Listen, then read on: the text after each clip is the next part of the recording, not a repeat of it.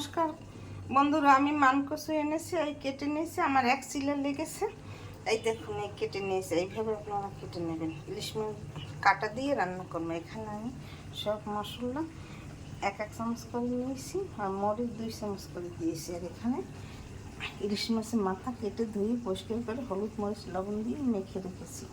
আর একটা তেজপাতা লাগবে, পেঁয়াজ রসুন ছাড়া।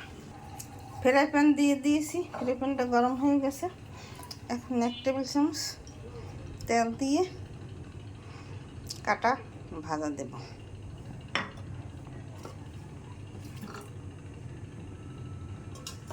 কাটা ভাজা দিয়ে দিয়েছি।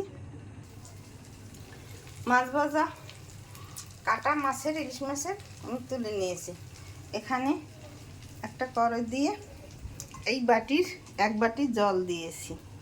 বেশি জল দিতে হবে না। জল গরম হয়ে গেছে, এখন কচুটা ঢেলে দিলাম। এই মশলাটা দিয়ে দিলাম সব একবারেই, আর একটা তেজপাতা দিয়ে দিলাম। এখন ঢাকনা দিয়ে ঢেকে রাখবো।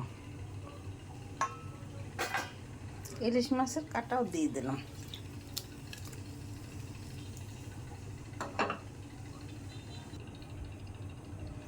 ঢাকনা এখন তুলে দিলাম।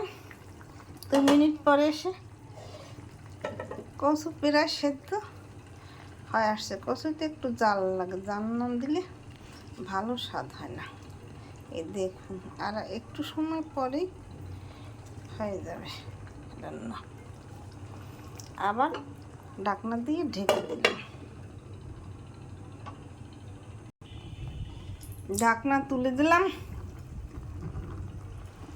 এখানে আমি জিরা ফোড়ন তেলে দিয়ে 1 টেবিল চামচ তেল দিয়ে জিরা ফোড়ন দিয়ে নিয়েছি। এখন 2-1টা কাঁচামরিচ ভেঙে দেব।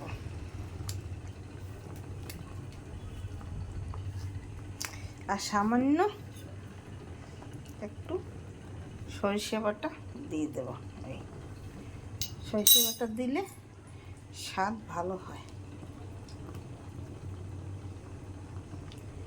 আর একটু সময় লাগবে সেদ্ধ হতে। আবার আমি ঢাকনা দিয়ে ঢেকে দিলাম। ঢাকনা তুলে দিয়েছি। কচু আমার সিদ্ধ হয়ে গেছে, দেখুন কত সুন্দর সিদ্ধ হয়েছে। এখন তেল ফোড়ন দিয়ে দিলাম।